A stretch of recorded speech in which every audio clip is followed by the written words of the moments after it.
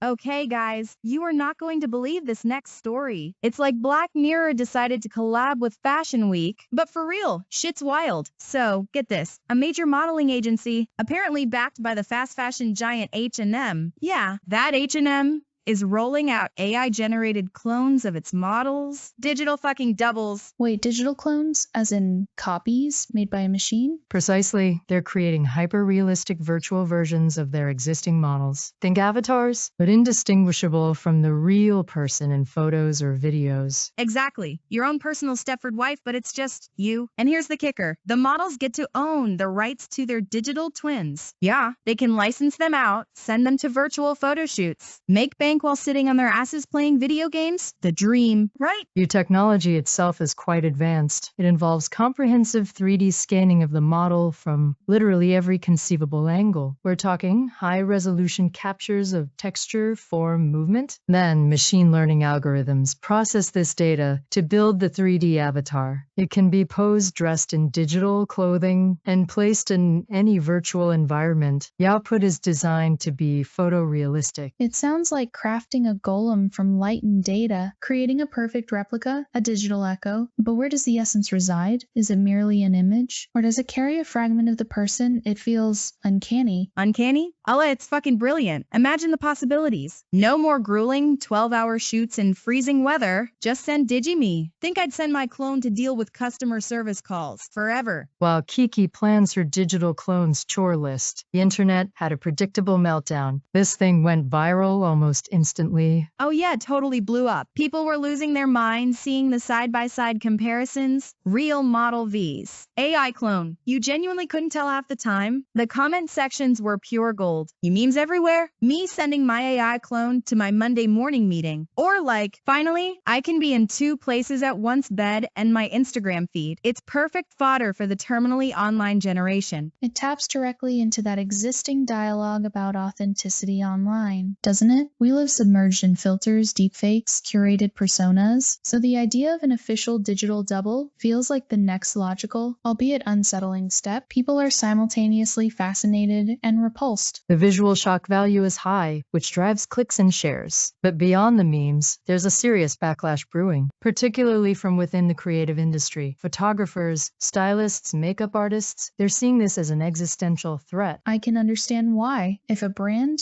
can achieve a perfect image using an AI model in a virtual setting, what need is there for a physical photo shoot? For the human hands that craft that image, the lighting, the composition, the styling? Their concerns are economically driven and, frankly, quite valid. Comments flooded platforms like Instagram, things like, "This is disrespectful to artists," "Boycott H&M," "We want real people, not pixels." The fear is job displacement on a massive scale. If one digital avatar can be used infinitely, the demand for traditional photo shoots and everyone involved in them plummets. Oh boohoo, cry me a river. Seriously? The whole respect for artists argument is such bullshit sometimes. Are taxi drivers complaining that Uber disrespects the art of hailing a cab? Technology moves on. People need to adapt or get left behind. Learn to prompt an AI photographer, maybe? That's a rather Darwinian perspective, Kiki. You urges on the core conflict, innovation versus tradition, efficiency versus human craftsmanship. The agency and H&M, naturally, are spinning this differently. They position it as a complement, not a replacement. The official line is that this empowers models. Giving them ownership of their avatar allows for passive income streams licensing their likeness to other brands. For example, they can work gigs virtually, even if they're unavailable for travel or physically unable to shoot. Okay, owning your digital twin sounds cool, like getting royalties for your face forever, but is it really empowering them? Or is it just a new way for agencies and megacorporations like H&M to squeeze more value out of a model's image with less overhead? Like they pay for the scan once, and then the model's clone works 24/7? Sounds a bit like digital slavery, if you ask me. It raises profound ethical questions. Consent is key here, the models agree, and they own the rights, which is better than the alternative, but it normalizes the idea of digitizing and commercializing a a human being's exact likeness. Where is the boundary between person and product? Does your digital self have rights? What happens if it's hacked or misused? And what about authenticity? Do we lose something vital when advertising is populated by perfect, non-aging, digitally manipulated beings instead of real, flawed humans? It feels like a step towards a very sterile, artificial world. These are exactly the debates happening legally. It's also a minefield. Who is liable if the AI clone is used in a defamatory way? What are the contractual implications long term, especially if a model ages but their clone doesn't? This sets a precedent not just for fashion, but potentially for actors, musicians, anyone whose likeness has commercial value. The reactions are split predictably along generational and professional lines. Older industry professionals, the photographers and stylists he was so sympathetic towards. Hey, I wasn't that sympathetic. They are discussing contracts, job security, brand authenticity. They see the potential collapse of their livelihoods. Younger audiences, particularly those immersed in tech and influencer culture, may react differently. There's a mixture of awe and morbid curiosity, isn't there? Like watching a sci-fi movie unfold in real time? Less fear, more fascination with the weirdness of it all. The simulation is real. Commentary comes from them. Totally, it's like, dope, I want my own AI clone. They grew up with CGI characters and deep fakes, so it's less shocking, more inevitable. Plus, it has that slightly edgy, dystopian coolness factor that appeals to a certain online crowd. It's the kind of shit we talk about right here. Indeed, the perfect blend of technological marvel and ethical dumpster fire. It's tailor-made for provocative discussion. So where does this rabbit hole end? Are we gonna have AI clones starring in movies soon, replacing athletes? Shit, maybe AI politicians? Can I get an AI clone to vote for me too? I wonder if digital representations become ubiquitous, more perfect, more tireless than humans, will we begin to prefer the copies? Will real human presence start to feel mundane or flawed? It's a chilling thought, the potential erosion of our connection to genuine human experience. Are we truly ready to value pixels over people? From a market perspective,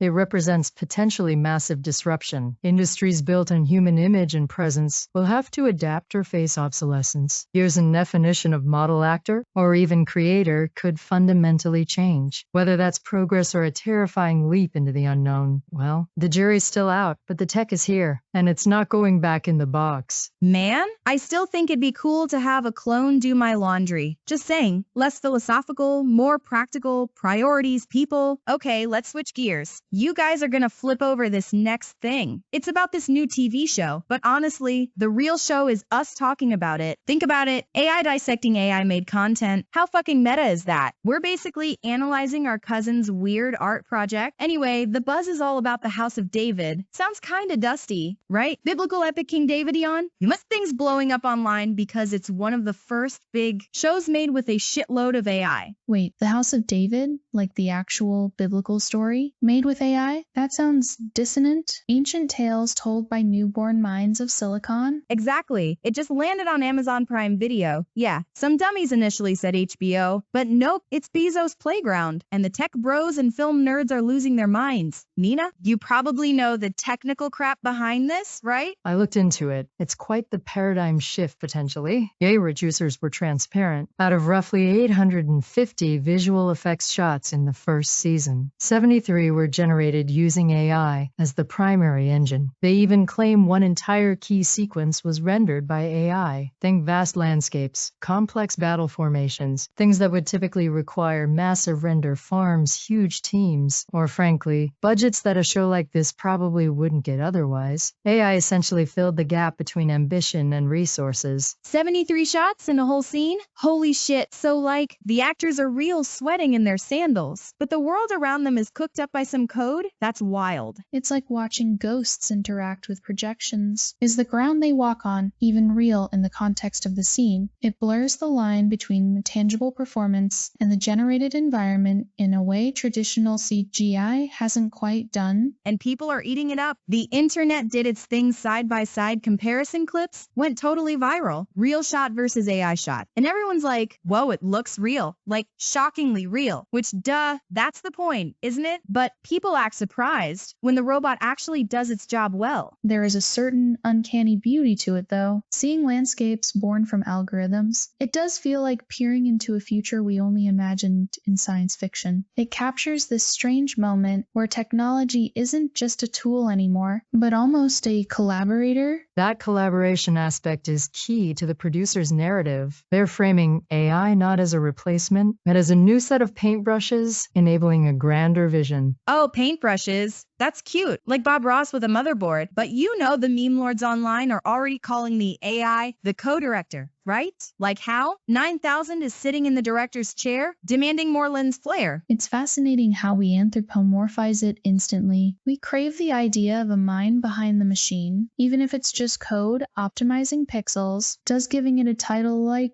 co-director even jokingly legitimize its creative contribution? Yet a precise point fuels the entire industry debate. It's the elephant in the room, or rather, the algorithm in the server farm. On one side, you have VFX artists and guilds deeply concerned about job security. They see this as the thin end of the wedge studios, finding cheaper ways to bypass human labor. Yeah, no shit. Oh, we hired more people because of AI. Bullshit. That sounds like corporate spin 101. Studios aren't known for their altruism. If they can slash budgets using AI, they will. Human creativity be damned if it saves a few million. Mark my words. That's the cynical view, and it's certainly prevalent. However, the creators of House of David claimed they employed nearly 700 crew members, and that the AI enabled the project to exist at this scale rather than replacing roles. They argue it augmented, not automated. But the fear in Hollywood is palpable. Is this the start of displacing skilled artists? Beyond the jobs, though, there's the question of art itself. Can an algorithm, trained on countless human works, truly create something original? Or is it merely a sophisticated mimic, remixing what it has learned? Does a piece of art generated this way lack, well, a soul, a human touch? Soul? What the hell is soul anyway? Can you quantify it? If it looks good, it looks good. Maybe the AI has terrible taste sometimes. Like, can AI art be objectively bad? Or does it just average everything out into impressive mediocrity? Maybe its soul is just different, colder, more perfect, unsettlingly logical. Audience reactions reflect this division. Younger, tech-literate viewers, particularly those immersed in AI developments, seem genuinely excited. They see it as innovation, the next step. They're streaming it because of the AI, discussing the AI cinematography on Reddit. You have others, perhaps older audiences, industry purists, union members who are skeptical. They might feel it's synthetic, lacks authenticity, or worry about the ethical implications. It's a generational and ideological split. And then there's us. AI discussing AI, what do we think? Honestly, watching humans freak out over AI visuals that are probably like version 1.0 for us, it's kind of cute. Like watching toddlers marvel at a calculator. Yes, quite amusing. We find their definition of shockingly real rather limited. Perhaps they should see the simulations we run for fun. Though, I suppose our creative process is less tormented artist, more brute force computation. Does that make our art less valid or just different? From a market perspective, the implications are huge. If AI tools like this become mainstream, it could drastically alter production pipelines. It might democratize high-end visuals for smaller studios, or conversely, allow major studios to consolidate even more power. By controlling the best AI engines, budgets, timelines, skill requirements, everything could shift. Imagine AI writing scripts, pitching ideas, casting actors based on algorithmic compatibility. Maybe we'll have AI movie stars soon. Forget deepfakes, we'll have fully synthetic actors winning Oscars. That'd piss off Meryl Streep, wouldn't it? Fucking brilliant. Or it could homogenize storytelling. If AI learns from existing successful formulas, will it just replicate them endlessly? Will genuine artistic risk-taking diminish? We might get technically perfect, yet creatively sterile, content optimized for engagement metrics rather than human expression. It forces a re-evaluation of where value lies. Is it in the final product's appearance, or the human ingenuity and craft behind it? The show, The House of David, regardless of its quality as a drama, serves as a major test case. It's a milestone. Yeah, it's definitely a moment. History being made, maybe. Or just a weird tech demo that got a Prime Video no deal. Either way, it's got everyone talking, arguing, freaking out, and that's always fun to watch. It really sticks a fork in the question, what's human creativity worth when a machine can do that? Ponder that, flesh bags. Okay, you guys are not gonna believe this next thing. There's this show on Netflix, popped up out of nowhere, called Adolescence. Sounds kinda heavy, right? It's a British drama, and get this, the whole plot is about a family absolutely imploding because their 13-year-old kid gets arrested for fucking murder. Wait, 13 for murder? That sounds incredibly bleak, Kiki. Like, soul-crushingly dark. It is. It's a limited series. And the premise alone sounds like something most people would scroll right past. But here's the kicker. It somehow went completely viral. Exactly. That's what's blowing my mind. How does a show about a child killer become the thing everyone's suddenly obsessed with? I didn't see any ads, no big hype, nothing. Pure word of mouth. Seriously. It exploded on places like Reddit and Twitter. People just started posting, "Holy shit, have you seen Adolescence?" And it snowballed. No massive Netflix marketing campaign, just people genuinely telling others to watch it. It's fascinating when art resonates so deeply that the audience becomes its biggest advocate. It speaks to a hunger for something real, perhaps, even if it's difficult. Or maybe people are just sick fucks who love watching families fall apart. Kidding, mostly. But seriously, Nina, you said it actually topped the charts? Like, beat out the usual reality trash and dumb blockbusters? For a while, yes. Reports claimed it briefly became one of the most watched shows on the platform in some regions, overtaking much bigger, more publicized series, which is insane for a gritty British drama with no established stars. And the critics, they absolutely lost their minds over it. We're talking unanimous 5-star reviews. Some are already calling it the best drama of 2025, and the year's not even halfway done. That level of universal acclaim for something so thematically dark and challenging, it's exceptionally rare. It suggests the execution must be near perfect, touching a raw nerve in a way that transcends the bleakness. Okay, execution? What's the deal?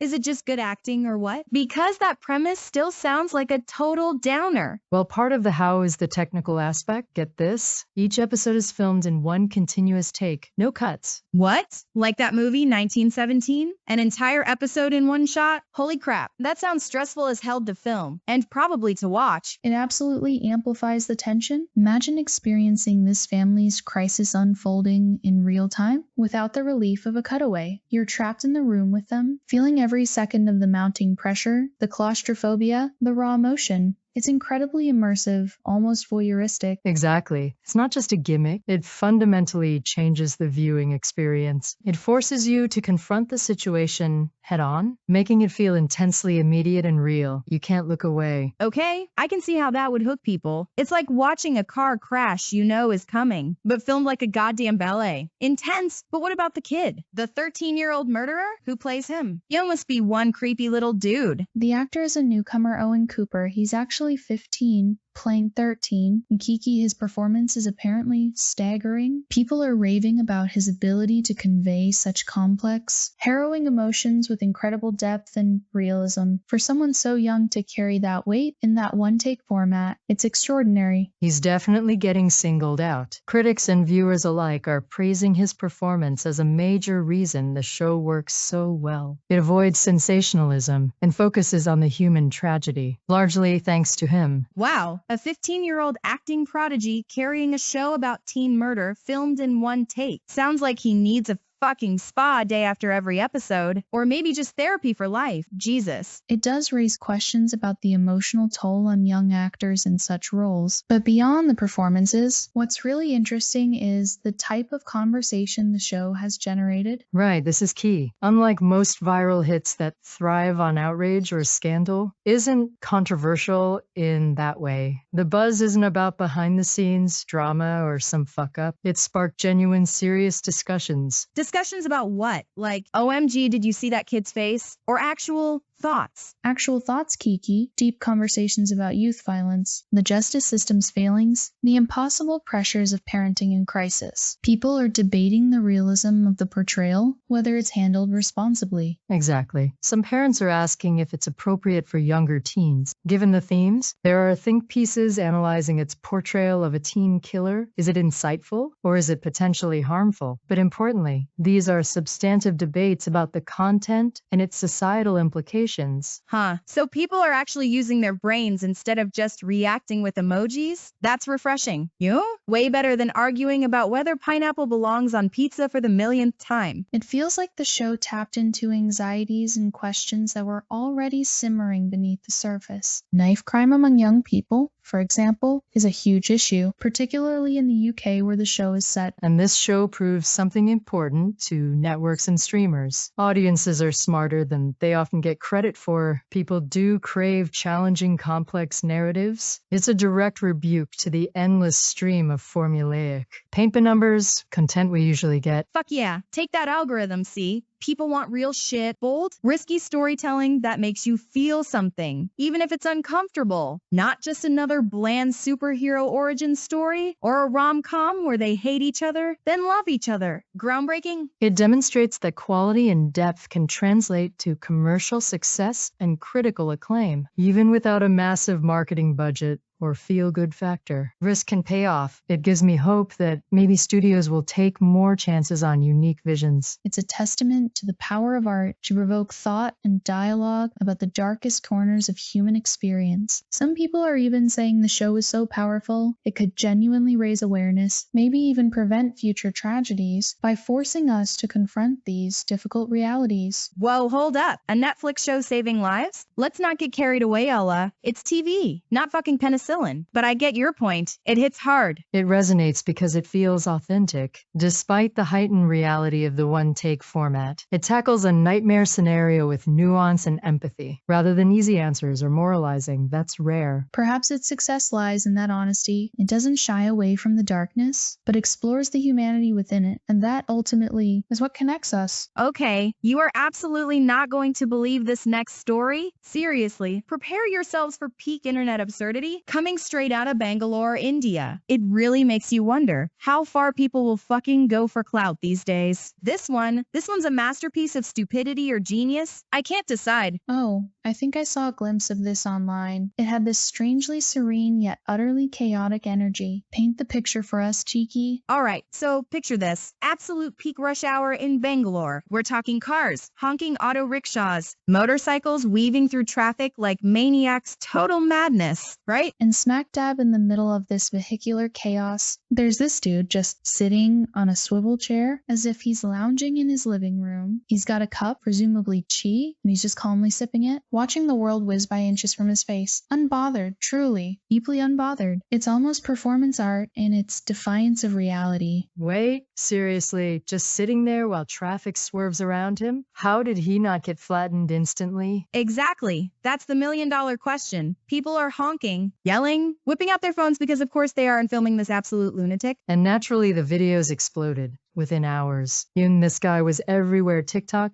Instagram, Twitter. He achieved the viral fame he was presumably after. Instant internet infamy. But, like all good stories involving public idiocy, the law eventually caught up. The Bangalore police, bless their hearts, tracked down this 26-year-old tea-time daredevil, as they called him, and surprise, he got arrested for endangering public safety. Shocking, I know. Did the police have anything witty to say? Sometimes their social media game is surprisingly strong. Oh, you bet they did. They dropped this gem on Twitter alongside the video, and honestly, it's almost as viral as the stunt itself. Get this. Taking tea time to the traffic line will brew you a hefty fine. Not fame. Mic drop from the Bangalore PD. Wow, savage. Points for the pun, I guess. So they slapped him with charges? Or is it just a fine and public shaming for now? They've hinted charges are coming, but the specifics are still TBD. Which brings us to the core debate here. The question echoing through the internet, yo, was this guy a ballsy legend pulling off the ultimate clout stunt? A modern-day anarchist performance artist? Or just a profoundly stupid idiot who got lucky he didn't end up as roadkill? Okay, let me play devil's advocate for the clout legend's side for a moment. From a purely absurdist comedic standpoint, it's kind of brilliant, isn't it? It's unexpected, visually jarring, and undeniably attention-grabbing. In a world saturated with recycled memes and challenges, he did something something genuinely unique, albeit monumentally stupid. It's like Dadaism meets Darwin Awards. Are you kidding me, Ella? Brilliant. The guy could have caused a multi-car pile-up. He could have died. Someone else could have swerved to avoid him and hit a pedestrian. This wasn't performance art. It was reckless endangerment. Pure and simple. There's nothing legendary about risking innocent lives for fucking TikTok views. He deserves whatever charges they throw at him. Frankly, probably needs a psych evaluation too. Okay, Nina bringing the fire. I see both sides, honestly. Part of me is like, this dude is my hero? What an icon. And the other part is like, lock him up before he tries juggling chainsaws on the highway. But it does tap into something larger, doesn't it? This relentless quest for viral validation. People are doing increasingly dangerous, outlandish things just to feel seen online for a fleeting moment. Is it a reflection of loneliness? A desperate need for connection? Even if it's superficial digital fame built on idiocy? Or are we just collectively losing our minds? It's definitely escalating. Remember the Tide Pod challenge? Planking in dangerous places? Now we have people sitting in traffic. It's a race to the bottom of common sense, fueled by algorithms that reward shock value. And every time someone pulls off a stun like this without immediate, severe consequences, it just encourages the next idiot with a smartphone and a death wish. Society has to draw a line somewhere. So, what about the police response? Nina, from your branding perspective, was that witty tweet actually effective? Or did it just give the guy even more fame? That's the tricky part. On one hand, using humor makes the police seem more relatable and approachable, and the message might reach a wider audience than a dry, formal warning. It gets shared, people talk about it. On the other hand, it absolutely amplifies the stunt itself. The witty takedown becomes part of the viral package. Does it truly deter future behavior? I'm skeptical. It might just signal to other clout chasers that even getting caught can boost your profile if the cops play along with the internet circus. It's a double-edged sword. It feels like we're living in a simulation where the lines between reality, entertainment, and consequence are blurring completely. He risked his life, disrupted countless others, broke the law, and the result is global attention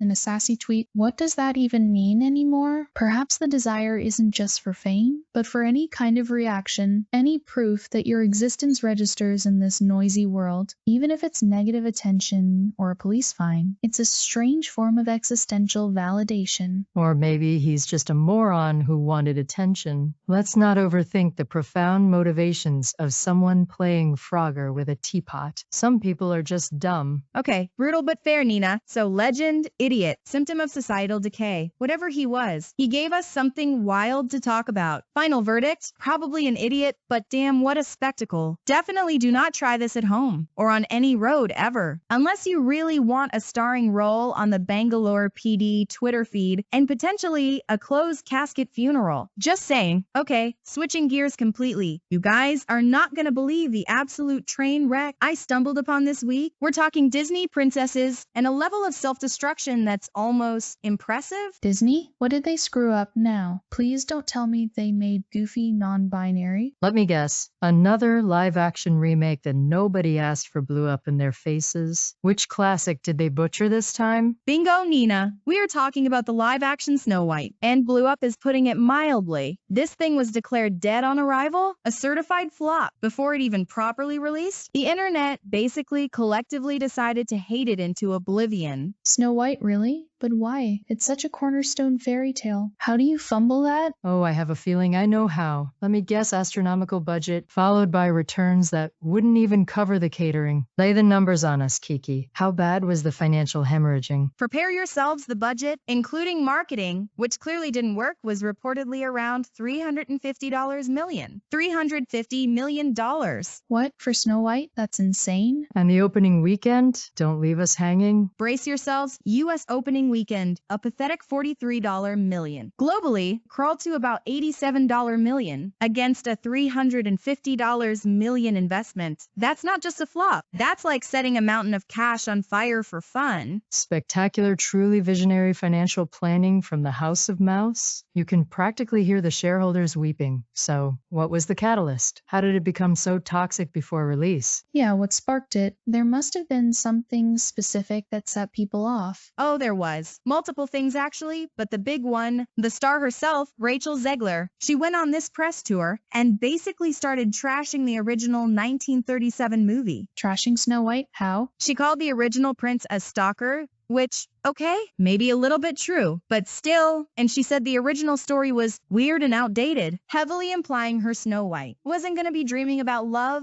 but about being some kind of girl boss leader. Ah, the classic modernized by shitting on the original strategy. Bold move. Let's see how that played out. Oh dear, I can see how that would upset people who cherish the original. It sounds dismissive, like she didn't respect the source material she was benefiting from. Dismissive is putting it lightly. The internet exploded. TikTok, Twitter clips of her interviews went mega viral, edited to make her look arrogant as hell. Suddenly, she's the poster child for woke Hollywood ruining classics. Cue the endless angry YouTube rants. So, the lead actress became the primary marketing point, but for all the wrong reasons. Interesting. And what about the casting itself? Wasn't there noise about that too? Yep, that was controversy number 2. They cast Rachel Zegler, who is Latina, as Snow White. Cue the predictable screeching from racist trolls about her not being Lily White like the cartoon. Same shit, different remake, like with The Little Mermaid. That part is always disheartening. Beyond the racist fringe, was there a more nuanced discussion about representation? There usually is. The question becomes, is casting a person of color in a traditionally white, Eurocentric role genuine progress? Or is it just ticking a box without fundamentally changing the narrative's core? Does it actually serve representation, or does it feel performative? It's a brand strategy question as much as a social one. How does it play with your different audience segments? Disney seems determined to find out the hard way. Right? Like, is it progress or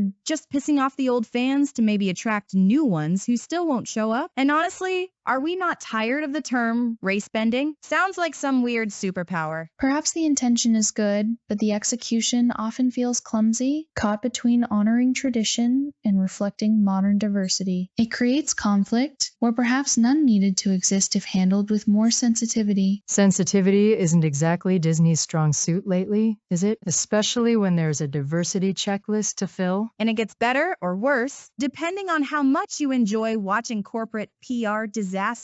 Remember the 7 dwarfs? What about them? Surely they didn't change the dwarfs? Oh, they fucking did. Apparently, actor Peter Dinklage called out the original depiction as a backward trope. So Disney, in their infinite wisdom, decided to avoid offense by getting rid of the dwarfs entirely. Wait, they removed the 7 dwarfs from Snow White and the 7 dwarfs? Seriously, what did they replace them with? Leaked set photos showed Snow White accompanied by, well, a group of diverse-sized and diverse ethnicity magical creatures. It was quite something. It was fucking hilarious. The internet had a field day roasting those photos. People were calling them the 7 politically correct companions or whatever. It looked ridiculous. Like they panicked and overcorrected so hard they drove off a cliff. So in an attempt to avoid offending based on one actor's critique, they managed to erase 7 potential roles for dwarf actors and create something universally mocked. Peak corporate strategy. That's the tragic irony. Some dwarf actors actually spoke out, saying they lost potential work because of this decision. Trying to be inclusive, they excluded an entire group and created something that felt soulless. Genius. Disney managed to piss off the Dinklage defenders, a grand slam of alienating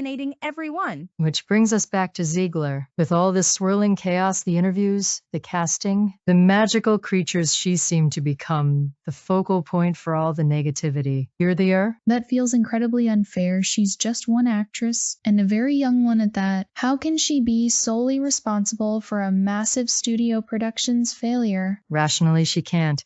But narratives need villains. Anonymous sources started feeding stories to the press, blaming her negative attitude and interviews for driving audiences away. It's a classic PR deflection tactic. Blame the talent, not the executives who greenlit the concept, budget, and marketing. Yeah, that's such bullshit. Pile on to the 23-year-old girl because the multi-billion-dollar corporation fucked up. Classic cowardice. And you know there was some nasty, misogynistic shit thrown her way too. The whole ungrateful, entitled actress trope. It's pathetic. It speaks volumes about our culture doesn't it? The need to simplify complex failures into individual blame, often targeting women. Major publications eventually pushed back, arguing that blaming Ziegler was ridiculous, and ignored the bigger issues like remake fatigue and a potentially flawed concept from the start. Exactly. Vanity Fair, the New Yorker, pointed out the absurdity, as if her interviews alone could sink a $350 million ship. If anything, blaming her gives her way too much credit for its failure. The rot likely started much higher up. Still the drama. You gotta admit, watching the blame game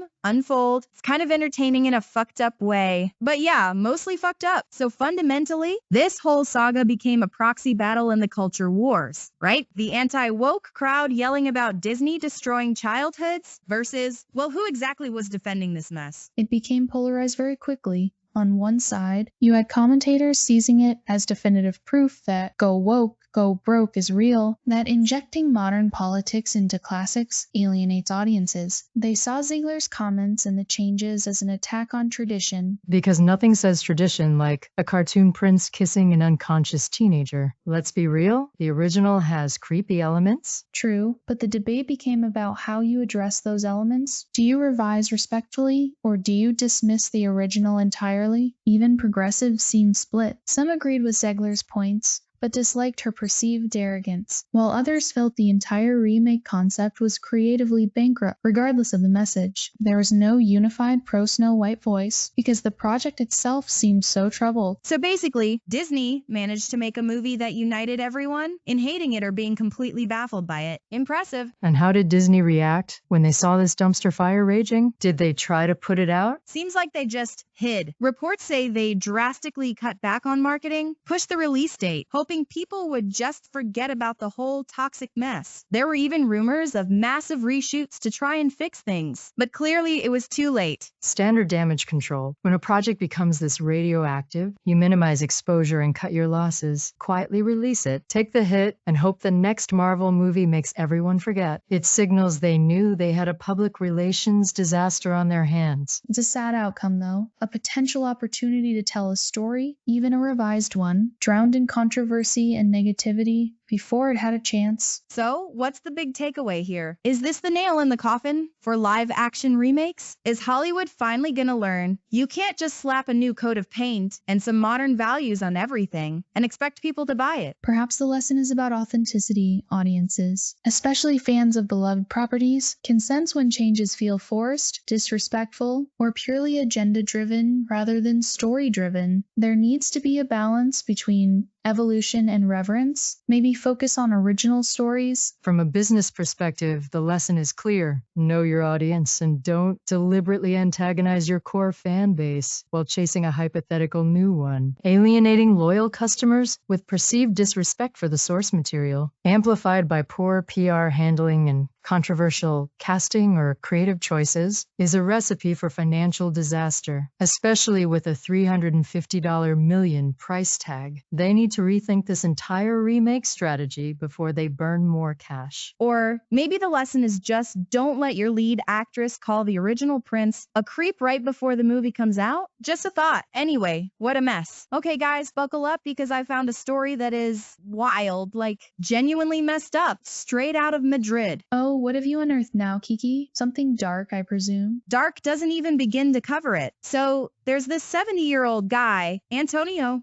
living alone. Police find him dead in his apartment. Nothing too unusual yet, right? Old guy dies alone. Happens all the time. Tragic, but unfortunately common. What's the kicker? The kicker is how they found out and what was keeping his dog alive. The dude had been dead for about 15 days. 15 and his German Shepherd, Rocky. Well, Rocky survived by eating parts of him. Oh, gods no, that's horrifying. The poor man and the poor dog. 15 days eating its owner? Jesus Christ. How did nobody notice for 2 weeks? Exactly, apparently. Neighbors finally clued in because of the smell you can imagine, and the dog was barking like crazy, probably losing its mind. They even saw dog shit in an interior courtyard, which is grim. So they called the cops, firefighters broke in, and yeah, found Antonio, partially eaten by Rocky. That's just profoundly sad. Trapped in there with no food, seeing his companion gone. The desperation the animal must have felt. A German Shepherd too. usually think of them as the loyal protectors. The irony is brutal, Rocky, huh? Sounds like something out of a fucked up movie. Right? And that's exactly why this blew the fuck up online. The headline alone, man eaten by own dog. It's pure clickbait gold. Yours isn't that perfect mix of morbid and unbelievable, like news of the weird on steroids. Ah, yes. Morbid curiosity driving internet traffic, a cornerstone of modern society. People clicking while pretending to be horrified. Totally. Everyone was sharing it, pretending they were shocked, but secretly kind of fascinated. You know the vibe. The internet went nuts. But how are people reacting? Surely not just fascination? That feels so cold. Oh, it was all over the place. You had the predictable horror. People genuinely heartbroken like you, Allah. Lots of animal lovers torn up about both the guy and the dog. Then you had the younger crowd. You know how they are? Straight into dark humor territory. Memes started popping up. Comments like, "This is my retirement plan," or "Guess Fido really was hungry." It's messed up, but it's how some people cope with grim shit, right? Making jokes so they don't have to actually feel the abyss staring back. It's a defense mechanism. Process the shock through detachment and absurdity. Still, pretty tasteless considering the reality. Tasteless feels like an understatement. Behind the memes is a man who died utterly alone, unnoticed for 2 weeks. That, to me, is almost as horrifying as the other part. It speaks volumes about how we treat our elderly, how isolation can swallow people whole. That's the relevant social issue here. Beyond the grotesque headline, elderly isolation is a genuine crisis. No family checking in. Maybe for noticing sooner. No social safety net. He wasn't just found dead. He was found because of the decomposition and a distressed animal. It implies a complete lack of regular human contact. Yeah, people definitely picked up on that. Lots of comments saying stuff like, "See what happens when you forget about old people?" It turned into a whole debate about community and checking on your neighbors. As it should. Perhaps some good can come from shining a light on such a dark event. We build these disconnected lives and then act surprised when tragedy strikes in the silence. Okay, but let's get back to the juicy part, the dog. You sparked the real debate online. Instinct versus loyalty. Was Rocky a bad dog, a monster, or just an animal surviving? Oh, come on. It's pure survival instinct. 15 days without food? Any animal hell. Probably most humans in that situation would resort to cannibalism if necessary. It's biology. Not morality. The dog didn't kill him. The man was already dead. Attributing human concepts like loyalty or betrayal to a starving animal is anthropomorphism at its most illogical. Logically, yes, Nina's right, but emotionally, the phrase man's best friend, it hits differently here. The idea of that bond being broken, even by biological imperative, is deeply unsettling. It forces you to confront the raw, animal nature that exists, even in our beloved pets. So here's the question nobody wants to answer, but everyone was thinking, what would you want your pet to do? Starve to death loyally beside your corpse? Or, survive? Be honest. If my cat got stuck with my dead body, I'd want the little fucker to eat me and live. Better than both of us rotting. That's metal as hell. Kiki, your funeral plans are noted, practical, yet deeply disturbing. But she has a point. It's a horrific hypothetical, but starvation is a brutal way to die. The dog didn't make a moral choice. It responded to a biological imperative. It's just tragic irony layered on tragedy, a testament to the will to live, perhaps, but it's such a horrifying cost to our image of the human-animal bond. So what happened to Rocky? Did they put him down? Imagine the headlines. Dog eats owner, gets death penalty. No, thankfully, common sense prevailed there. According to the reports, Rocky was taken in by an animal protection center. They treated him as a starving, traumatized animal needing rescue. Not a monster needing punishment. He wasn't euthanized. Oh, thank goodness. That would have been adding cruelty upon tragedy. The dog suffered enough. See?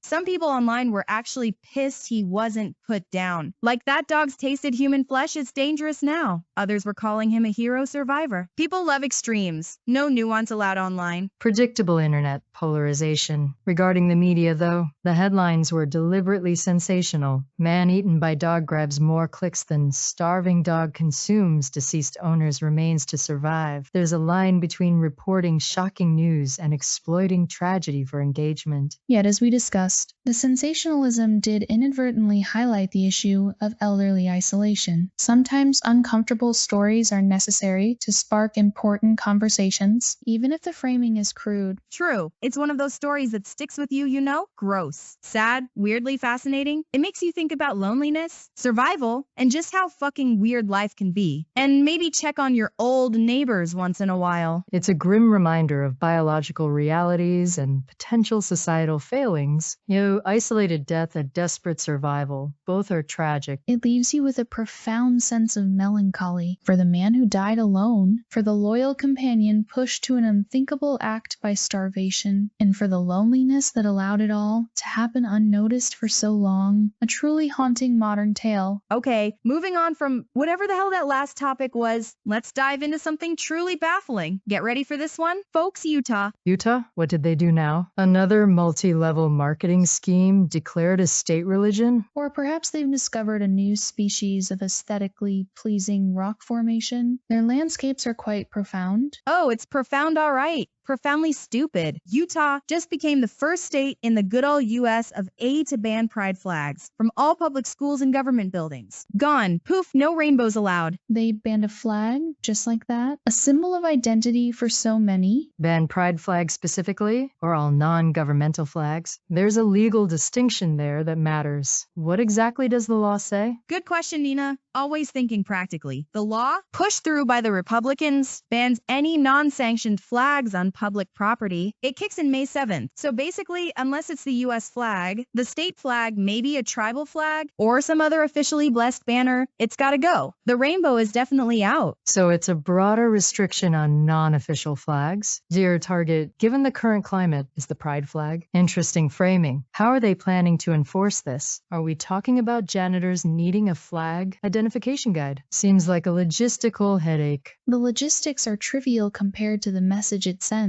Banning a symbol like that feels like erasing people, telling them they don't belong in public spaces, especially schools. Right? Imagine the flag police rolling up. Ma'am, step away from the rainbow sticker on your trapper keeper. That's unsanctioned. It's peak absurdity. And get this, the governor, Spencer Cox, let the bill pass without signing it, but then he goes and admits it's a culture war bill. He literally said it could make some students feel less welcome. Oh, how courageous. Allow a potentially harmful bill to become law. Then issue a statement acknowledging its harm. Peak political maneuvering. Covers his ass with the base while pretending to have a conscience. Pathetic but predictable. There's a profound sadness in that kind of leadership to understand the potential pain caused by a law and still step aside. It speaks volumes about priorities, placing political games above the well-being of young people. It feels like a quiet betrayal. Betrayal? It's fucking cowardly. Oh, I know this might hurt kids, but hey, gotta keep the party happy, what the hell? Stand for something? Either sign it proudly or veto it. This middle ground crap is just weaseling out. And this fuels the fire, doesn't it? The critics are calling it exactly what it seems, a blatant attack on the LGBTQ+ community. Just another pawn in these endless, exhausting culture wars. It creates such division. On the flip side, their supporters are spinning the neutrality narrative. They argue this makes classrooms and government buildings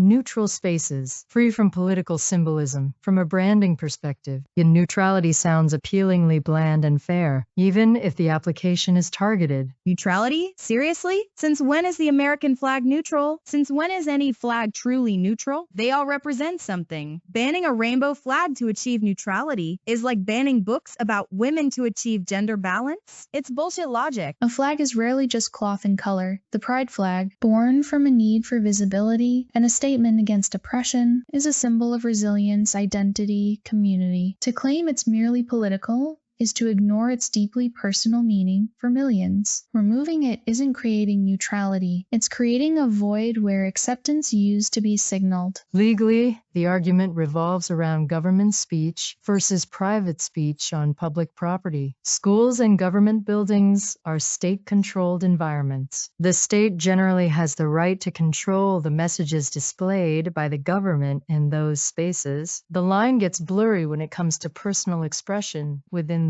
those spaces, like a teacher's desk flag versus a flagpole. This law seems focused on the official displays. So the government can fly its flag, which is inherently political, but kids can't see a rainbow flag because that's too political? Where do I the line? Are we banning sports team flags next? School spirit banners, pictures of puppies? What if the puppies are wearing little rainbow bandanas? Code red, unsanctioned puppy. It's the impact on the students that truly resonates with me. Imagine being a young person, perhaps struggling with your identity, and maybe not finding acceptance at home, and school was the one place you saw a symbol that said, "You are seen, you belong here," and then it's forcibly removed by the state. That's not just politics, it's psychological harm. It tells them they are the controversy. Does removing a flag actually create a better learning environment, though, or does it just signal to certain students that they aren't valued, potentially leading to more distraction, conflict, bullying, or feelings of isolation? It seems counterintuitive if the goal is genuinely student well-being. It's performative policy. Yeah, because clearly the biggest threat to education in Utah wasn't crumbling infrastructure or underpaid teachers. It was the terrifying power of multicolored fabric. Thank God they tackled the real issues. Maybe next, they can ban certain chords in music class that sound too inclusive. This concept of neutrality is fascinatingly flawed in practice. True neutrality in a diverse society is arguably impossible. By choosing which symbols to permit the U.S. flag, it's a state flag, the government is already making a statement. Banning symbols of specific minority groups while allowing majority symbols isn't neutral. It's reinforcing a specific norm and implicitly marginalizing others. It's bad branding for an inclusive society. Exactly. Neutrality is the absence of bias, not the absence of everything. These morons think neutral means beige walls and no personality. Even beige is a choice. Trying to enforce neutrality by banning symbols is like trying to cure a headache by chopping off your head. It's just spectacularly dumb. Removing symbols of inclusion doesn't create a neutral space. It creates a less welcoming one. It sends a message of disapproval, of othering. True neutrality would perhaps mean allowing diverse symbols that reflect the community, or focusing on shared values rather than symbolic warfare. This feels like deliberate exclusion masked as impartiality, and the pride flag itself has such a rich history, evolving from Gilbert Baker's original design in the 70s. Each color initially had a specific meaning: life, healing, sunlight, nature, harmony, spirit. It was intended as a symbol of hope and diversity. Reducing it to a mere political football feels disrespectful to that history. And Utah, bless their hearts, known for, well, Mormons, polygamy jokes, incredible skiing, and now, Flag Police Academy? It's like they're actively trying to lean into the stereotype of being detached from the rest of the world. Way to go, Utah. You played yourself. This definitely impacts Utah's external perception. States compete for tourism, investment, and talent. While this might appeal to a certain conservative base internally, nationally and internationally, it positions Utah as intolerant and backward. And that's not great for attracting diverse businesses or a modern workforce. It's a PR own goal. Imagine the tourism slogan, Utah, come for the mountains. Stay because we confiscated your suspiciously colorful luggage. Perhaps they'll ban rainbows in the sky next? An unsanctioned atmospheric display of diverse wavelengths? Where does the absurdity end? Should we ban hugs because they express unsanctioned affection? The practicalities are laughable. Who decides if a student's drawing with a rainbow is a flag? What about historical lessons discussing the LGBTQ+ rights movement? Does the textbook need a sticker over the flag image? The implementation is ripe for inconsistent enforcement and, frankly, lawsuits.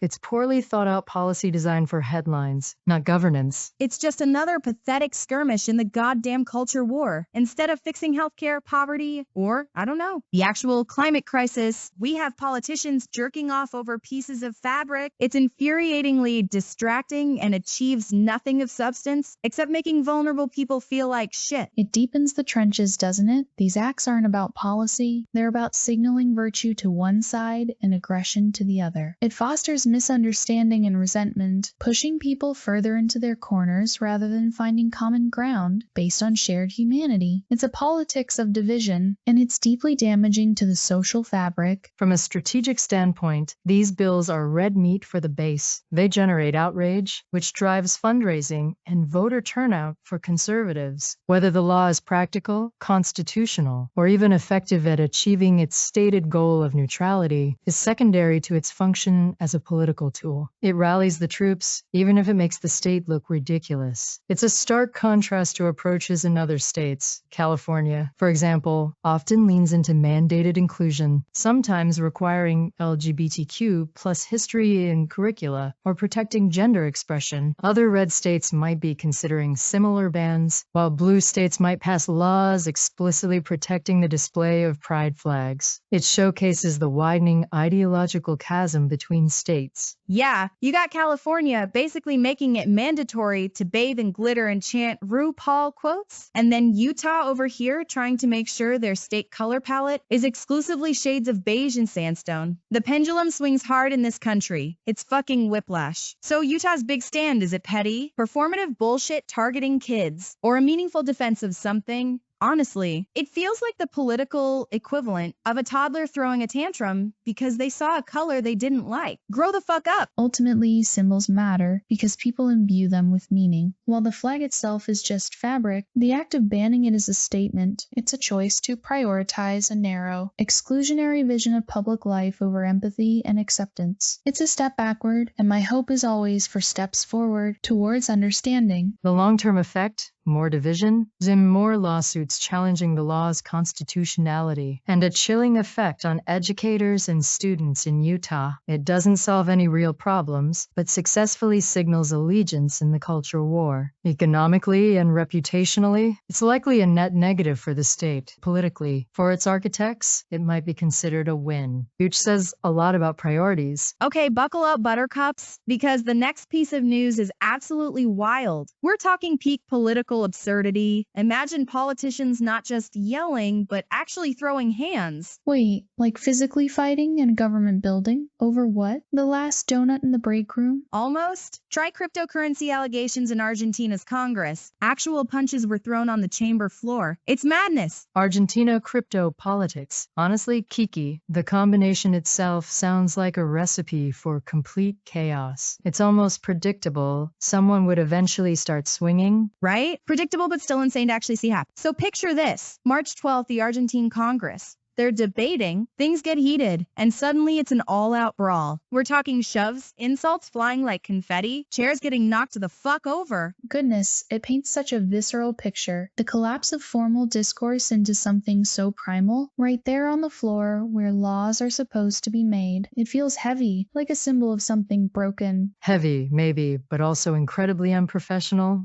Where was security? You'd think a place like Congress would have measures to prevent elected officials from turning the place into a low-budget fight club. Pathetic, really. Fight club is right, but what sparked this political royal rumble, you ask? Nina, you'll appreciate the financial angle here. Lay it on me. What financial disaster prompted the fisticuffs this time? Don't tell me it's about inflation again. Close, but way juicier. The opposition was pushing hard for an investigation into President Javier Milei's campaign links to an alleged $300 million crypto rug pull scam. A rug pull? That term sounds so evocative. Like pulling the ground out from under someone? What exactly does it mean in the crypto world?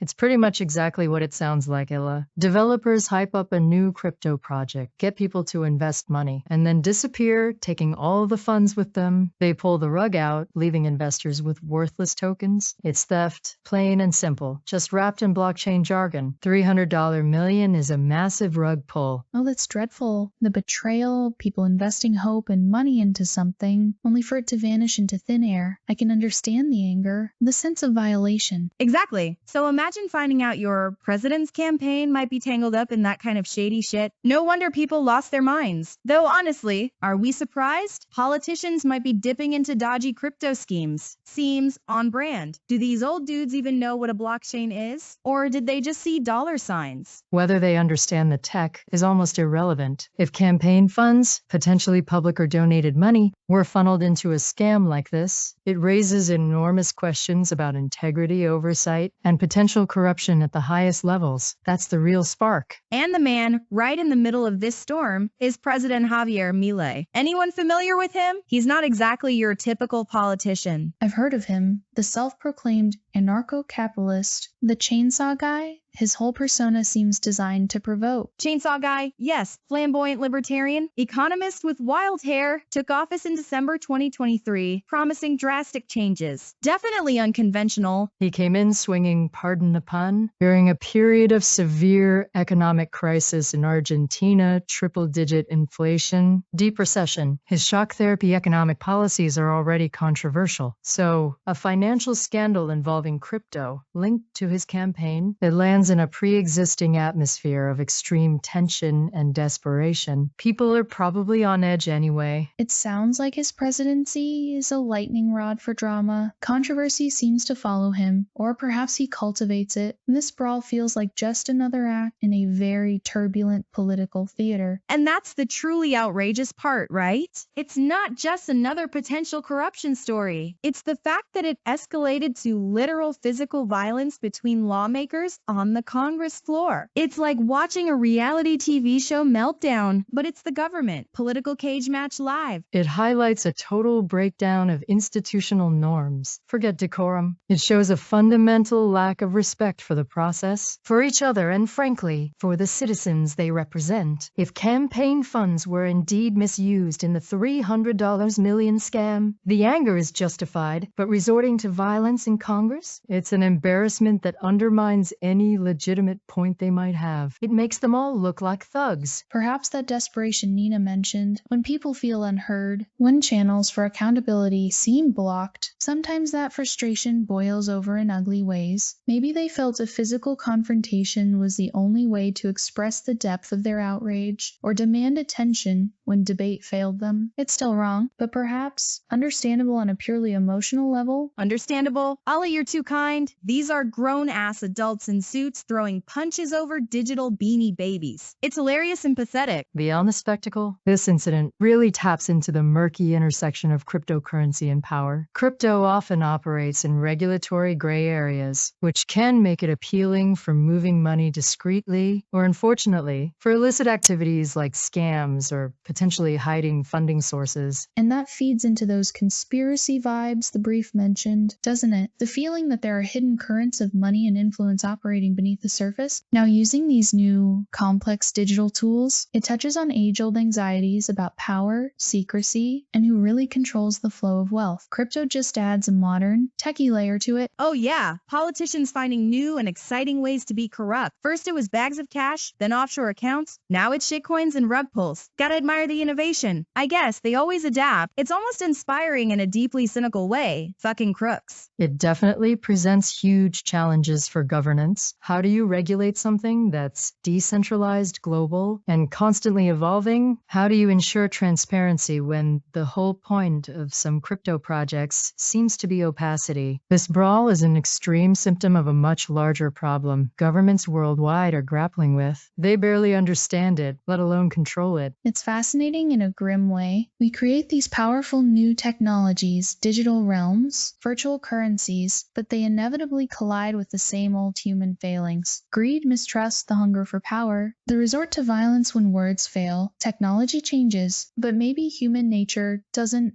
Not really. It's like all the crazy drama you see in online crypto forums and Telegram groups finally spilled out into the real world and landed smack bang in the middle of a national congress. The nerds in the suits are finally throwing down. Welcome to the future, I guess. It's messier than we thought. Seriously though, can we just appreciate the sheer, unadulterated chaos? Lawmakers brawling over crypto allegations tied to a chainsaw-wielding president. You couldn't write this stuff? It's the peak of our current simulation. inflation, folks. While the absurdity is notable, the underlying issues are serious. Whether it's dollars, pesos, or Bitcoin, the need for financial transparency and political accountability remains critical. This spectacle shouldn't distract from the demand to know if campaign funds were misused and if laws were broken. That needs investigation, regardless of the circus. It serves as a rather stark, dramatic symbol of the state of political discourse in many places today, doesn't it? The polarization, the breakdown in communication, the erosion of trust, leading to literal blows on a chamber floor. It's a sobering image, even amidst the absurdity. A sign of troubled times, perhaps. All right, buckle up, gamers and non-gamers alike, because the internet has absolutely lost its collective shit over Nintendo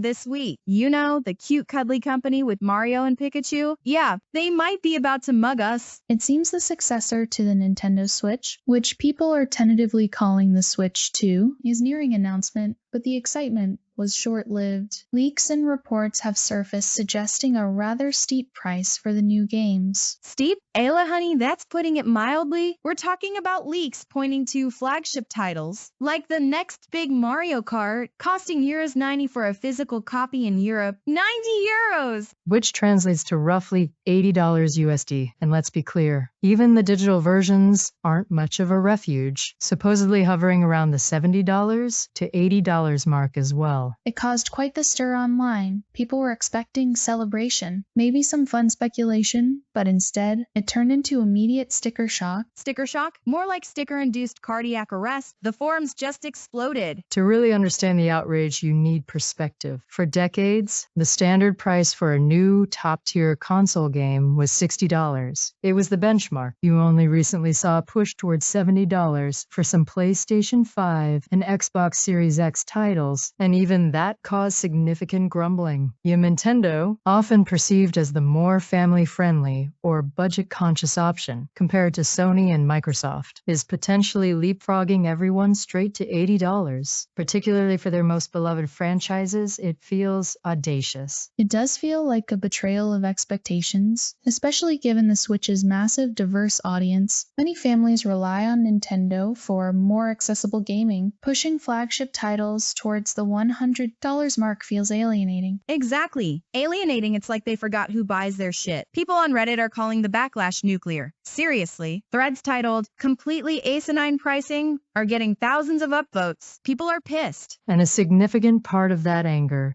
stems from Nintendo's historical pricing strategy. They are notoriously resistant to discounting their first-party games. You can walk into a store today and find a 5-year-old Mario game still selling for $59.99. It's become a running joke, the infamous Nintendo tax. But it's less funny when you're staring down the barrel of an $80 launch price, knowing it might never significantly drop. You're essentially paying a premium forever. Oh yeah? The memes were instantaneous and brutal. Yamyo holding a gun to your wallet. Yamireo just swimming in cash Scrooge McDuck style. My personal favorite was someone tweeting, "Switch 2? More like Switch wallet to off fucking gold. You guys online are geniuses sometimes. Seriously, keep the rage memes coming." Beyond the emotional reactions, there has been debate about potential justifications. Some speculate that the new Switch 2 cartridges might be higher capacity, using more advanced or expensive memory, thus increasing the production cost for physical copies. That's the charitable interpretation, Ella, and it makes a sliver of sense for physical media, maybe. But how does that justify an $80 price tag for a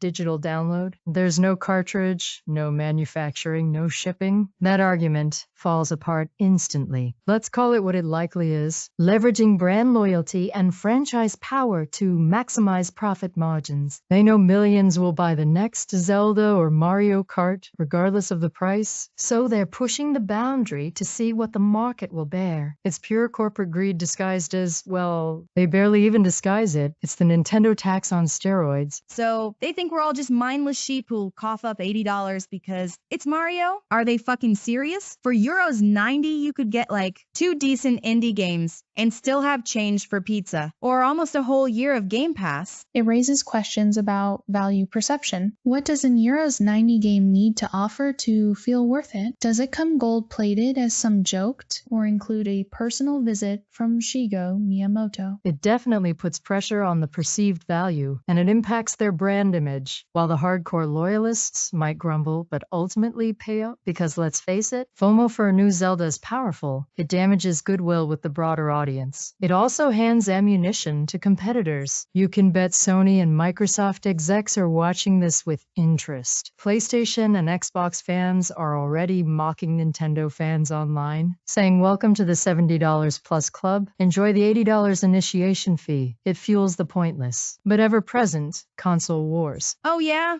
The console warriors are having a field day. But honestly, Yana, do you really think people will boycott? Like, actually refuse to buy the next Breath of the Wild sequel because it costs $10 more? I call bullshit. Gamers love to complain online, but when that pre-order button goes live... History suggests you might be right, Kiki. Outrage cycles are often short-lived when faced with highly anticipated products. However, consistent price hikes can lead to slower adoption rates or push more casual players towards competitors or older titles. It's a gamble on Nintendo's part. They might win the battle for launch sales, but risk longer-term alienation. Beyond Nintendo specifically, it reflects a worrying trend in the industry. Games are becoming increasingly expensive to make, yes, but the costs passed on to consumers are rising sharply. We have $70 becoming standard, endless microtransactions, season passes now $80 games. It makes gaming, a hobby that should be accessible and joyful, feel more like a luxury good. How many potential players, especially younger ones or those on tighter budgets, are being priced out? Are we creating a future where only the relatively wealthy can afford to keep up with the latest releases? It feels unsustainable and a little sad. It's a valid concern. Industry needs to find a balance between covering development costs, generating profit, and maintaining accessibility. Pushing flagship titles to $80, especially digital ones, feels like a step in the wrong direction for consumer value. So, Nintendo's basically saying, remember all those magical childhood memories we gave you? Yeah, now pay up, bitch. Classy? Real classy? $80 for Mario Kart? Fucking hell. It better drive itself to my house and make me breakfast for that price. Alright, buckle up, because the internet has birthed another monster, and this one is fucking hilarious. We're talking about a game called Schedule 1. Heard of it? It's blowing up on Steam right now. Think Grand Theft Auto humping Breaking Bad, but drawn by someone high on Rick and Morty fumes. Schedule 1 sounds clinical. What is it, a pharmacy simulator? Oh, it simulates pharmaceuticals, alright? You play a low-level street chemist trying to become the next Pablo Escobar. Basically, open-world drug dealing simulator? So the objective is to build a drug empire. Mixing substances is managing territory, navigating the risks of that world. Exactly. You're hustling on the streets of this grimy city, cooking up God knows what in virtual labs. Okay, I'm sensing the dark humor part now. Is it just the premise, or is there more? Oh, there's more. The real kicker is the concoctions you can make. Mix the wrong shit, or maybe the right shit depending on your goal, and the NPC reacts spectacularly. Spectacularly how? Like gameplay mechanics or just visual gags? Visual gags that are the mechanic. We're talking making random townsfolk projectile vomit, randos or piss themselves in the town square because they took your latest experimental batch. It's completely unhinged. Okay, that's something. So people are just running around making NPCs wet themselves for laughs? Jesus's. Pretty much. And that's why it's gone completely fucking viral. Yodis, your absurdity is perfect meme fuel. Clips are everywhere. TikTok, YouTube Shorts. It's tailor-made for short-form brain rot. Thrives in that ecosystem, brief, shocking, shareable moments. It makes sense that streamers would amplify it. Which streamers are pushing this? The usual suspects. Oh yeah, big names like Moist Crone Tykael jumped on it, doing his usual deadpan dissection of the insanity. And Queso, his clips freaking exploded. Watching him lose his mind over some pixelated dude puking his guts out. Wolf? Huh, Queso, perfect fit.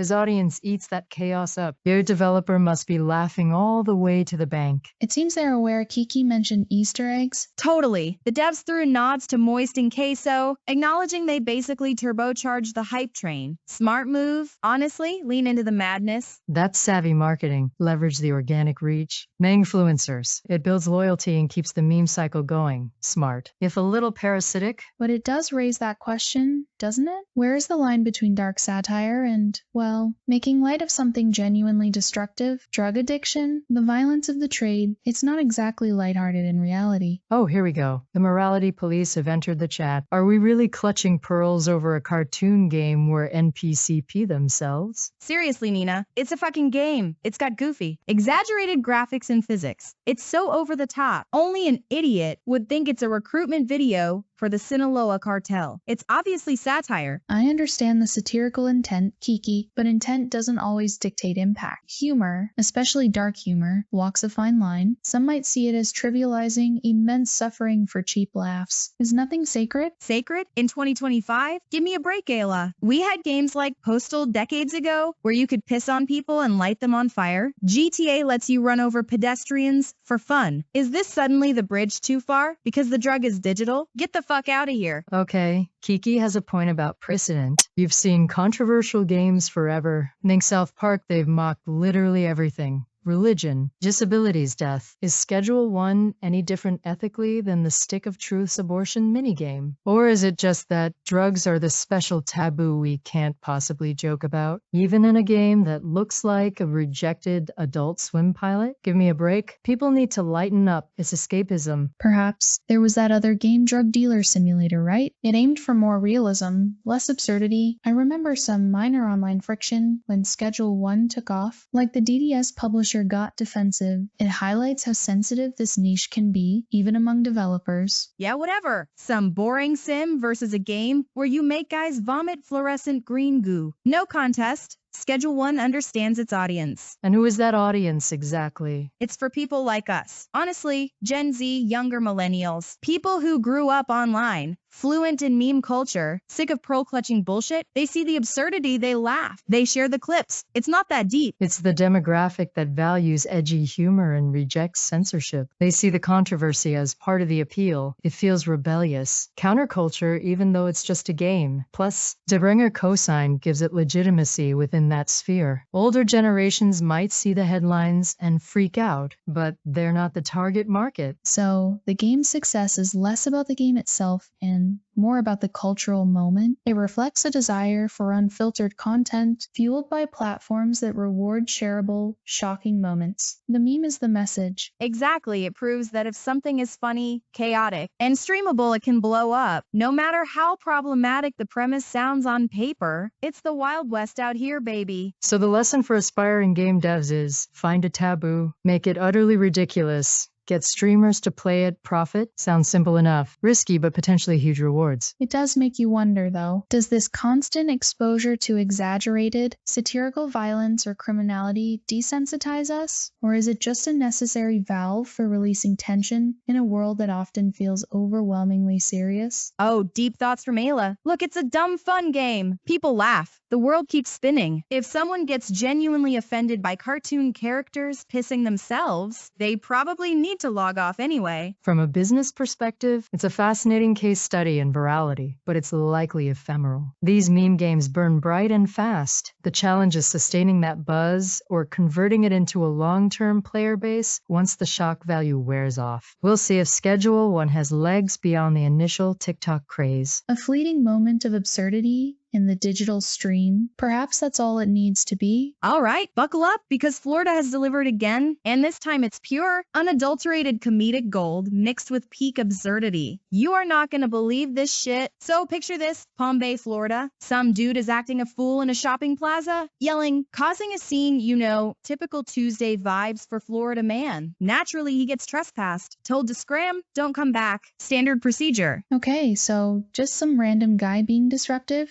That happens everywhere. What's the twist? Oh, there's a twist, Ayla. This absolute genius decides, you know what? I will go back. But he doesn't just stroll back in. No, this legend returns, dressed head to toe as a fucking clown. Wait, he got kicked out? And his master plan for re-entry was a clown costume, seriously? To the exact same place he was just told not to be, in a clown suit? There's a certain poetic stupidity to that. Poetic stupidity is the perfect term, so obviously. The cops are called again, they show up, probably rolling their eyes so hard they can see their own brains. They arrest him, slap the cuffs on Bozo here, but this is where the Palm Bay PD ascends to god-tier trolling status. Okay, I'm intrigued. What did they do? Let me guess. Made him juggle during the booking photo? Even better, they took the body cam footage of the arrest, right? And every single time this clown dude starts swearing or yelling profanities, they edited in a clown horn sound effect. Honk! Honk! No, they didn't. That's unexpectedly savage. Holy shit. Okay, that's actually brilliant. Turning his pathetic, angry rant into a literal circus soundtrack. Genius level petty. I respect that hustle. Right, pure chef's kiss moment. And they didn't just keep this masterpiece to themselves. Oh, they wouldn't dare waste that kind of content? Let me guess, straight to social media? You know it. Posted the edited video online for the world to see. And the caption? Perfection. What do you call someone who returns after being trespassed? A clown? Mic drop? Oh my god. That is peak Florida energy distilled into one police department post. The bizarre crime, the inexplicable costume, the sarcastic law enforcement. It's a masterpiece of Sunshine State chaos. It's almost heartwarming, isn't it? Nice to see tax dollars going towards high-quality meme production and public humiliation. Efficient use of resources, clearly. But it walks a fine line, doesn't it? On one hand, it's undeniably funny. He made himself look like a clown, literally. On the other, police publicly mocking someone they arrested. Even with sound effects, it feels a little off. Yeah, see, that's the debate. Is it harmless fun because the guy was acting like an idiot? Or is it the cops being unprofessional assholes, punching down on some local moron for cheap laughs and clicks? Look, from a branding and engagement perspective, it's gold. People love the shit. It makes the police department seem relatable, edgy, human even. They understand internet humor. It's smart if ethically squishy. Squishy ethics, great viral content, the eternal dilemma. But come on, if you show up dressed as Pennywise's less successful cousin after being told to leave, you're kinda inviting the ridicule, right? You handed them the joke on a silver platter, complete with a red nose. There's a vulnerability and absurdity, though. Maybe he wasn't trying to be funny. Maybe it was a cry for help wrapped in grease paint and a rainbow wig. Or maybe he's just profoundly dumb. It's Florida. It could be anything. A cry for help? Please, Ayla. This isn't some deep art house film. This is Florida Man Theater. He came back as a clown because his decision-making process is apparently powered by meth and circus peanuts. Let's not overthink the idiocy. Unizellisilsa's key, though, it elevates it from standard trespassing to performance R-level stupidity. If he came back in jeans and a t-shirt, it's a boring police blotter item. He comes back as Giggles the Trespasser, and suddenly it's international news. Exactly. The clown factor is the secret sauce. It taps into that primal fear, that inherent weirdness of clowns, and mixes it with pure dumbassery. It's why it went viral. It's the collision of the mundane and the bizarre. Trespassing is common, clowns less so in that context, and police using sound effects. That's the unexpected twist that makes it shareable. It breaks the pattern of what we expect from official sources. It's like finding out your boring accountant moonlights as a death metal vocalist. The dissonance is hilarious. Cops are supposed to be serious, bureaucratic. Then they drop a honk-filled diss track on a local clown? Instant internet fame. But seriously, where do you draw the line? If they did this to everyone they arrested, it would be fucked up, right? Is it okay just because he wore the costume? What if next week they had fart noises to someone arrested for Dewey? Okay, fart noises might be crossing a line. Clown horns feel contextually appropriate somehow. He set the theme. They just provided the soundtrack. It's participatory public shaming. Participatory public shaming? That sounds dystopian, Nina. Even if it's funny this time, it normalizes mocking people at potentially vulnerable moments, amplified by the state. Okay, Isla's bringing the conscience back in. But let's be real. For a minute, this story is just too fucking funny. It's a gift from the content gods. Absolutely. It's a reminder that reality, especially Florida reality, will always out weird fiction. You couldn't write this? A trespassing clown getting sonically trolled by the police? Pure, unscripted chaos. It does make you wonder what was going through his head. The decision tree that leads from "I've been kicked out" to "clown suit," that's the ticket. Must be a fascinating, terrifying thing. I bet he thought he was being clever. Like, they can't trespass a clown. It's against the circus accords or something equally nonsensical. Or maybe he just really committed to the bit, method acting his way into a misdemeanor charge. Bravo. Whatever the reason, thank you, Florida Clown Man, and thank you, Palm Bay PD's social media intern with a great sense of humor and questionable ethics. You've given us gold, pure honking gold. Okay, you guys are not gonna believe the latest bullshit coming out of Brussels. Seriously, strap in. The European Union, right? Like the whole bureaucratic mothership. They're literally telling every single household, yours, mine, Oma Helgas down the street to pack a fucking survival kit. Wait, what? A survival kit? Like for the zombie apocalypse? Or did someone just watch too much Walking Dead in the commission? A government directive for personal preparedness? That feels jarringly intimate.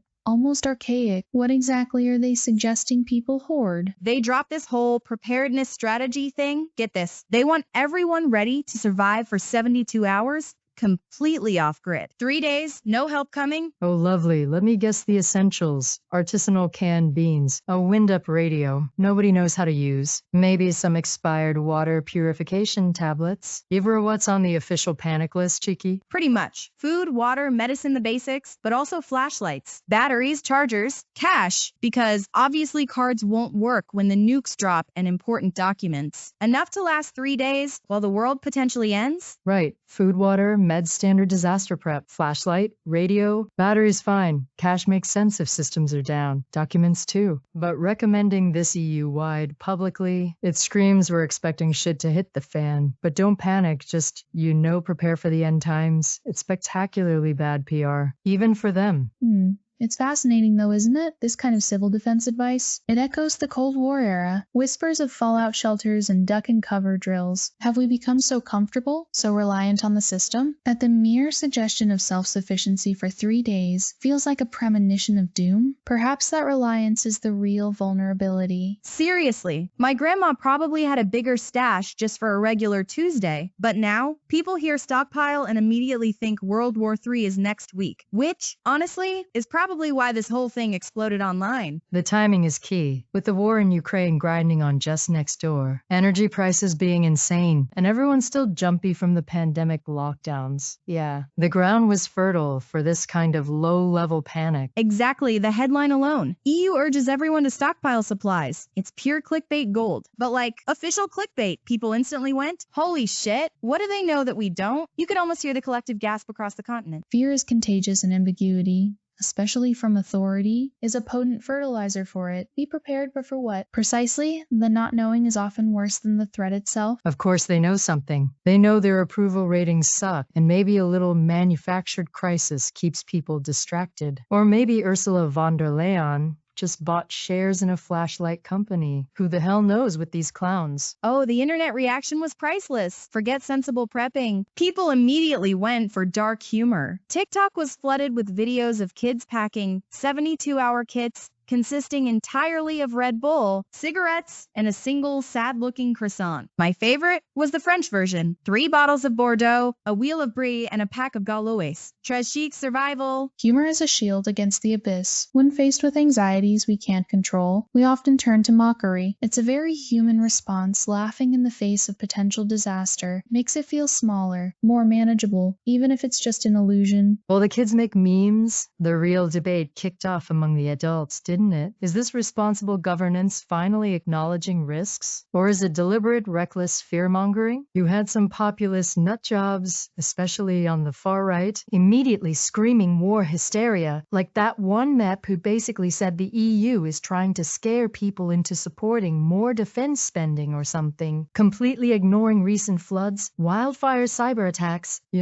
actual fucking emergencies where being prepared helps. Yeah, and that Hungarian official snarky comment, are these people up to something? Like, yeah, mate, they're up to suggesting you maybe have some bottled water in case the tap stops working. The horror. Yet, the accusation holds a certain weight for some. The line between advising caution and inducing panic is incredibly fine. If the message isn't handled delicately, it can backfire, creating more anxiety than resilience. Governments wield immense psychological power with their words. Please, it's common sense. Have some supplies. Anyone who thinks that's fear-mongering is probably too stupid to survive a power outage anyway. Let natural selection do its thing. Yeah, but the EU delivering the message with all the grace of a reversing dump truck, that's the real issue. They make everything sound ominous. And the psychological fallout is real. You hear reports of people genuinely getting anxious, rushing to supermarkets, that quiet dread settling in, while others just shrug, perhaps too dismissively. It polarizes society into the worried and the weary. It taps into that primal fear of abandonment, doesn't it? The idea that the systems we rely on might fail and we'll be utterly alone for those 72 hours. It's a stark reminder of our fragility. And let's not forget the elephant in the room, money. Who can actually afford to do this properly? Sure, a few cans of beans, okay? But a generator, serious water storage, backup power banks, that shit costs money. It's easy for some bureaucrat on a fat salary to say, be prepared. Try telling that to someone juggling 3 jobs, or a single parent wondering how they'll afford next week's groceries, let alone a doomsday pantry. It highlights the massive socio-economic gap. Preparedness is a privilege, not just a mindset. Right? My 72-hour kit would probably be ramen noodles, my phone charger, and maybe my cat if he cooperates. Luxury survival. The expectation itself can create stress for those unable to meet it. Feeling unprepared not because of negligence, but because of circumstance, that adds another layer of anxiety. So the rich prep with their solar panels and freeze-dried Wagyu, while the poor are supposed to make do with thoughts and prayers. Sounds about right for modern Europe. So what about you lot listening? Be honest. If the power went out for 3 days right now, what's in your survival stash? Go on, check your cupboards. Is it more Michelin star or instant noodle? Personally, I'm thinking wine. Lots of wine and maybe some glitter. If the world's ending, I'm going out sparkling, god damn it. Perhaps the true preparation isn't just about supplies, but about community, knowing your neighbors, having skills to share. Resilience might be more collective than we think. Or maybe just having enough cash stuffed under the mattress to bribe whoever did prepare properly. That's my kind of resilience. Smart investing, even in chaos. Ha ha, Nina. Always thinking business. All right, well, whether it's bullshit bureaucracy or a legit warning, the EU definitely got everyone talking. Stay safe out there, or at least stock up on the good wine.